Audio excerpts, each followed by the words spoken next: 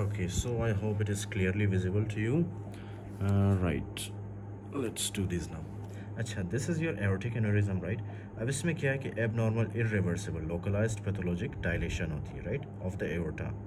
Okay, I understand. For example, ये है आपके पास, let me explain here.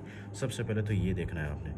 In the last lecture I explained कि इसमें smooth muscle, ये जो आपके पास मीडिया है, इसके completely क्या होती है, डीजनरेशन, ओके, मीडियल डीजनरेशन. और उसके अलावा ये जो एडवेंटिशिया है ना, राइट, एडवेंटिशिया को भी कौन सब ब्लड सप्लाई कर रहा है, outer most layer of the blood vessel को कौन ब्लड सप्लाई करता है, यही वेजा विजोरम. तो इन शॉर्ट क्या होता है कि ये जो वेजा विजोरम है ना, वेजा विजोरम में इन्फ्लेमेशन होता है, जिसकी वजह से वेजा विजोरम सही से ब्लड सप्लाई नहीं कर पाता हमारे एडवेंटिशिया और मीडिया को, ओके. जिसकी वजह से क्या होगा, मीडिया और एडवेंटिशिया, इनके अंदर फॉर एग्जांपल जो कंपोनेंट्स हैं ना, सब्सटेंसेस जैसे कि smooth muscle cells, extra cellular matrix, collagen, इनकी डेथ होती है. जब इनकी डेथ होती है सो ये क्या होता है, जाहिर सी बात है कि they are not able to for example tolerate the force, okay, the pressure which is exerted by the aorta, right. Aorta के वॉल्स क्या होते हैं, जैसे इनके अंदर ब्लड ज़्यादा आता है ना, तो ये उस ब्लड को जो है फॉर एग्जांपल कंट्रोल नहीं कर पाते, बर्दाश्त नहीं कर पाते, जिसकी वजह से पहली बात तो ये है ना कि ये एओर्टा के वॉल्स बहुत ज़्यादा वीक हो चुके होते हैं. क्यों? क्योंकि इनके अंदर जो स्मूथ मसल्स हैं उनकी डेथ हो चुकी होती है, एक्स्ट्रा सेलुलर मैट्रिक्स, कोलेजन, सबकी डेथ हो चुकी है, फाइन. जिसकी वजह से ये जो आपके पास एओर्टिक वॉल है, एओर्टिक वॉल बहुत ज़्यादा वीक हो चुका है अभी. तो जाहिर सी बात है कि ये जब वीक होता है ना, तो ये प्रेशर को टॉलरेट या बर्दाश्त नहीं कर पाता. तो जैसे ही लेफ्ट वेंट्रिकल से 120 मिलीमीटर्स ऑफ मर्करी के साथ ब्लड आता है ना, तो ये ब्लड, इसमें बहुत ज़्यादा प्रेशर होता है, 120 मिलीमीटर्स ऑफ मर्करी. और ये क्या करता है, और ये जो है हमारे पास एओर्टा को इस तरह से स्ट्रेच करता है, फाइन, स्ट्रेच करता है. और यही प्रोसेस जब फॉर लॉन्गर टाइम होगा ना, क्रॉनिकली, तो ये जो आपके पास है, ये weak area of the aorta, ये क्या होगा, ये इस तरह से पैथोलॉजिकली डायलेट कर जाएगा, राइट, डायलेट कर जाएगा यहाँ से. बाकी एरिया ठीक होगा इसका, लेकिन जहाँ से ब्लड सप्लाई कम हुई है, जहाँ से extra cellular matrix, smooth muscles की डेथ हुई है ना, वहाँ से एओर्टा इस तरह से डायलेट कर जाएगा, फाइन. फॉर एग्जांपल, अगर आपको इस तरह से समझ नहीं आ रहा, so listen, this is your heart, this is your left ventricle. यहाँ से क्या निकलता है, यहाँ से एओर्टा, मैंने आपको बताया था, निकलता है ना. तो एओर्टा की क्या होती है, इस तरह से अब नॉर्मल डायलेशन होती है, ओके.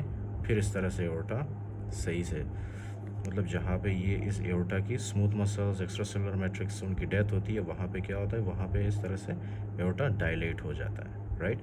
बाकी एओर्टा ठीक होता है, लेकिन जहाँ पे एओर्टा वीक होता है वहाँ पे एओर्टा डायलेट होता है. This is called as your aortic aneurysm, fine. अच्छा, तो ये आ गया आपके पास. उसके अलावा क्या है, may cause abdominal and or back pain which is a sign of leaking or dissection or imminent rupture, right. thoracic aortic aneurysm है हमारे पास, और abdominal aortic aneurysm. thoracic aortic aneurysm मतलब according to previous books, okay, old books, it was believed कि ये जो है आपके पास thoracic aortic aneurysm, this is very less, okay, it is almost 10%, fine. Aortic, abdominal aortic aneurysm क्या है हमारे पास, दिस इज़ 90%.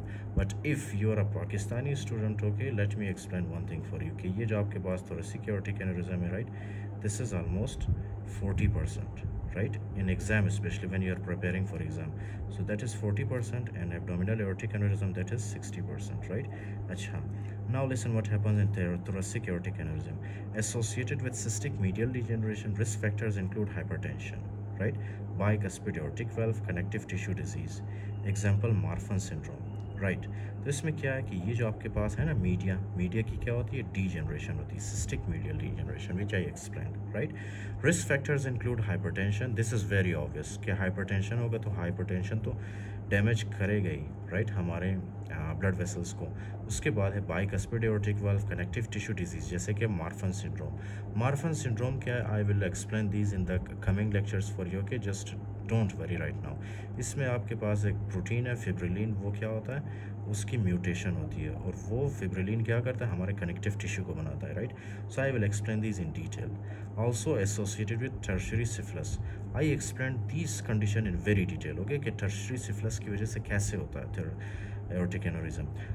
क्या करता है ये, obliterative and arteritis of the वेजा विजोरम. वेजा विजोरम क्या कर रहा था, हमारे जो फॉर एग्जांपल एडवेंटिशिया, हमारे जो एडवेंटिशिया और मीडिया है उसको क्या करा था, उनको ब्लड सप्लाई करा था वेजा विजोरम। तो इसमें क्या है कि वेजा विजोरम की इन्फ्लेमेशन होती है ड्यू टू सिफिलिस। अच्छा, एरोटिक रूट डायलेशन में lead to aortic valve regurgitation.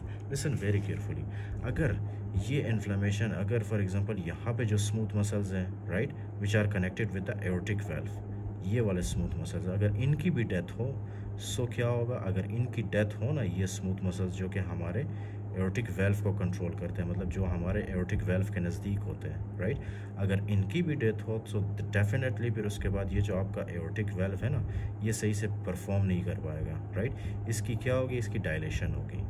Okay, इसकी होगी डायलेशन, जिसकी वजह से क्या होगा, सबसे पहले तो ब्लड जाएगा बाहर की तरफ, फिर उसके बाद यही ब्लड वापस हमारे लेफ्ट वेंट्रिकल के अंदर आएगा। This is called as the aortic regurgitation right, aortic regurgitation. So this is a complication. Okay, अगर आपने इसको ठीक नहीं किया सो ये क्या करेगा, ये हमारे पास एओर्टिक रिगर्जिटेशन भी करवा सकता है by damaging the aortic valve. Fine, so this is about the thoracic aortic aneurysm.